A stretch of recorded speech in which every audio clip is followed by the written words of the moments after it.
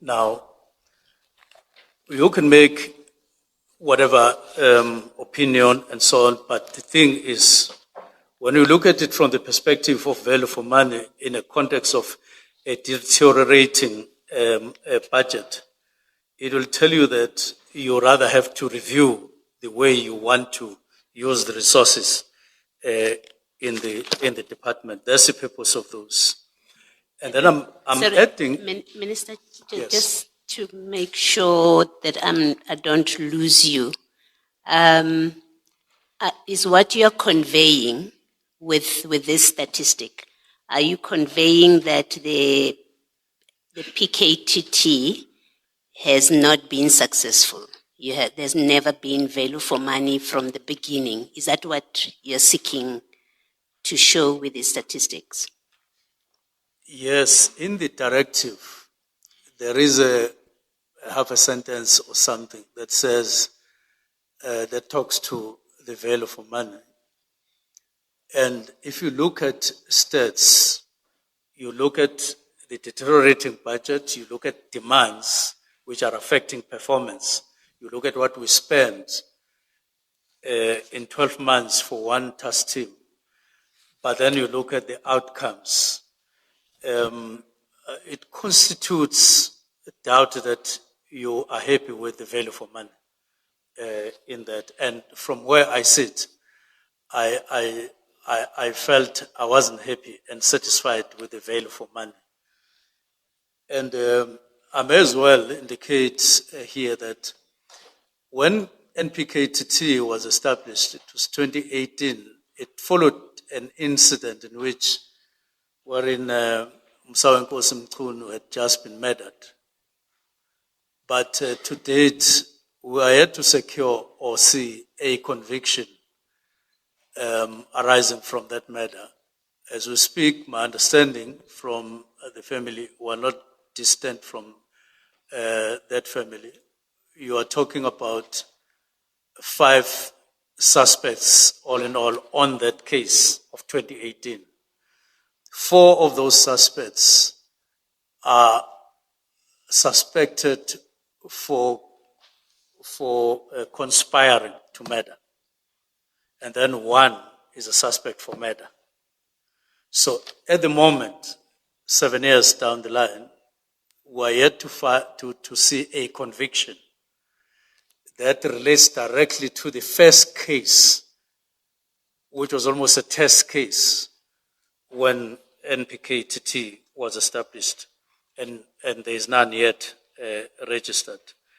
But let me move on. And I do want to say that is not necessarily to say, personally, I blame NPKTT for that, because they're part of SAPS, and it merely indicates expenditure patterns vis-a-vis the actual results and so on. There is then a question of inequities in SAPS between task teams and between units. And I point out that if you continue with National Political Killings Task Team, focusing on KZN, you definitely are duplicating. In as much as you may not want to accept that as a fact, but that is in reality what's happening. And it has been the case for some time. You have murder and robbery, and it is around 45 people or so. And then you have NPKTT dealing with murders at the same time. You rather rationalize and you spend once in a sustainable manner, and that is beneficial to the people. So you stop duplicating.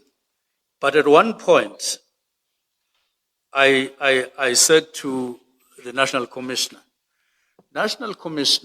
murder is murder.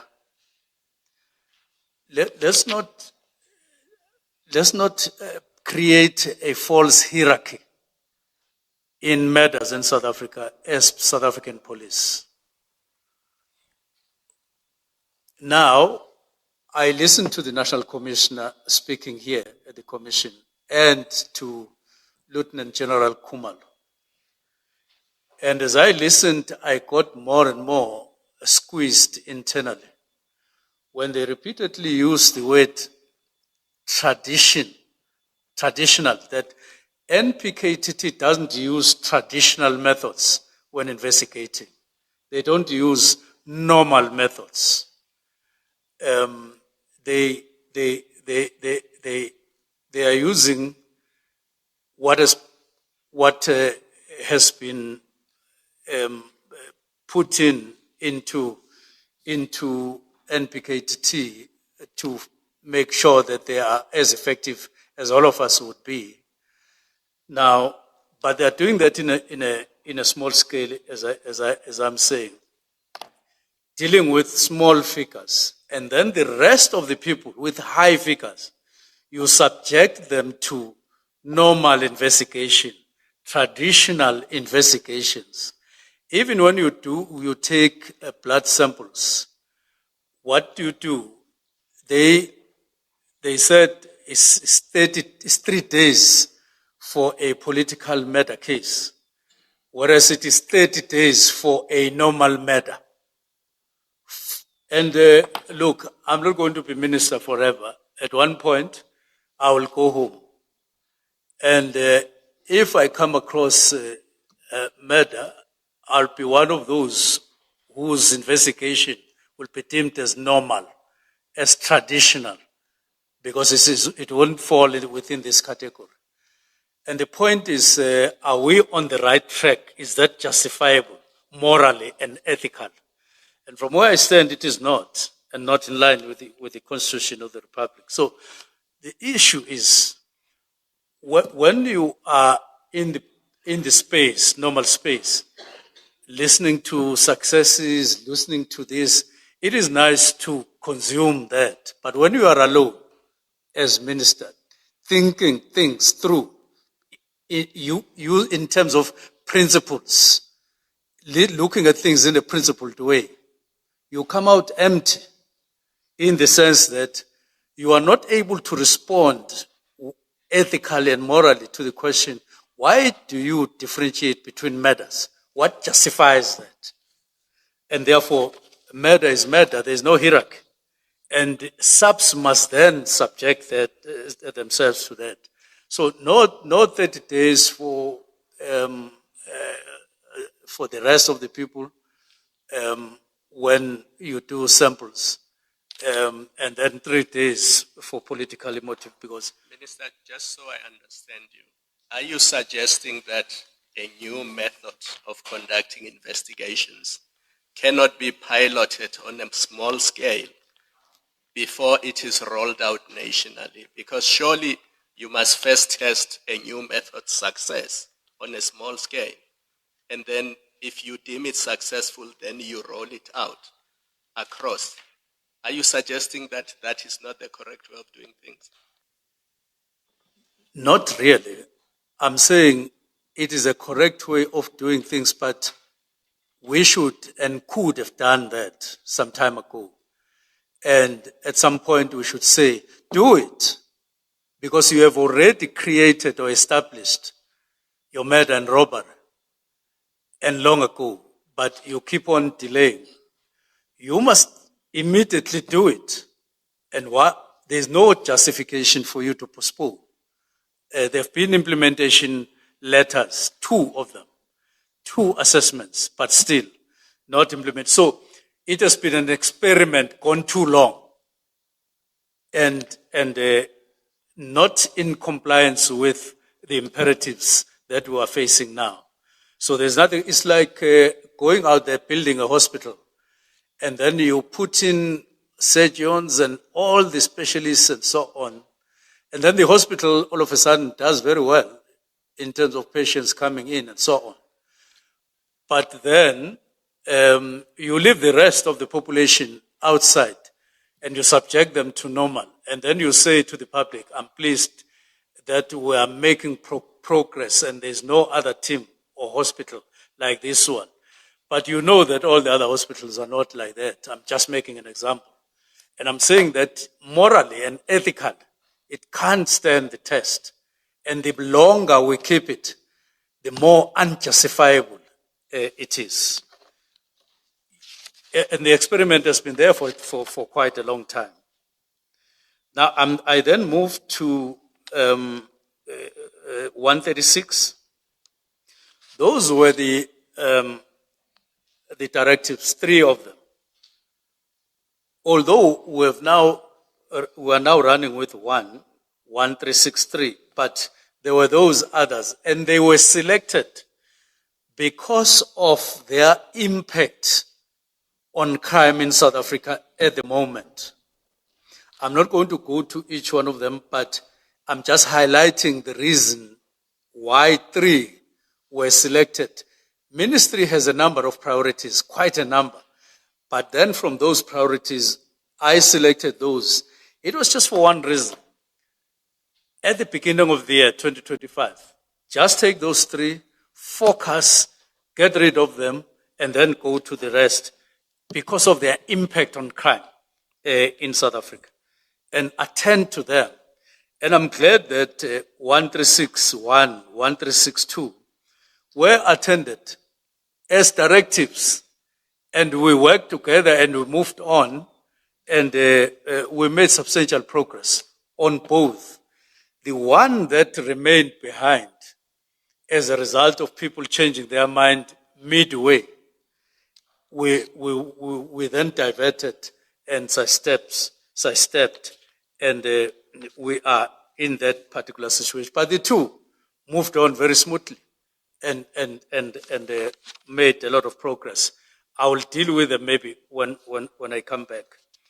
Then there were several meetings that took place, 142, 144, 143, just highlighting our focus on matters, on firearms and on drugs, all those matters, up until follow-up meetings on those dates, as I indicate. Those were various meetings dealing with the same structures, priorities, and making progress. Still following that report, the Marai report on implementation.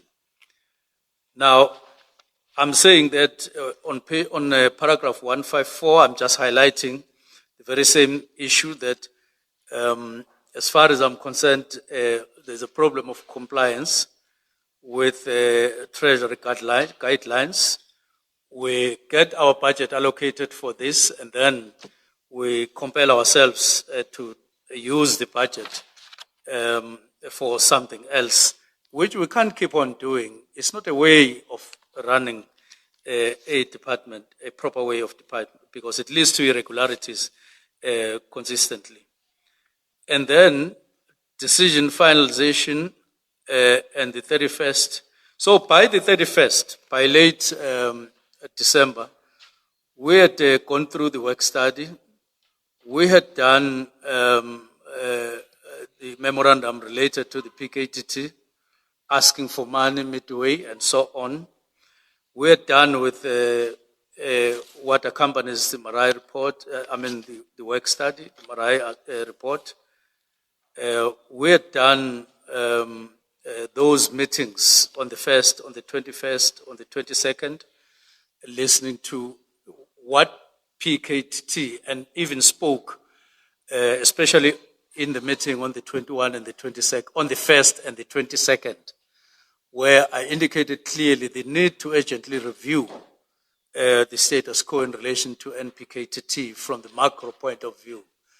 And National Commissioner indicating that in any case, that was never a permanent structure.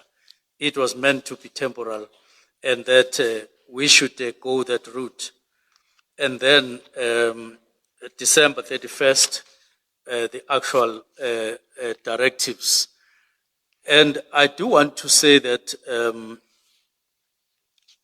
when I indicated with reference to the PKTT, I attached the word immediately. Just to clarify what, in my understanding, as I was sitting on the desk writing, and I would want to indicate to commissioners that I wrote this, although it's not the subject for today, but I wrote the directives and I take full responsibility for them, all three of them. I was not influenced by anyone, anywhere, not by phone, not by anything. I just had said for 3 days, 29, 30, 31, and asked myself, what changes, what impact have I made on subs? This is my 5th month in the department. I'm heading for the 6th month. And I need to see qualitatively the difference that I've made. And then I wrote these directives wanting to select just 3 issues that would make further impact on the work that we had done and not come to the department and just stay and not make any difference.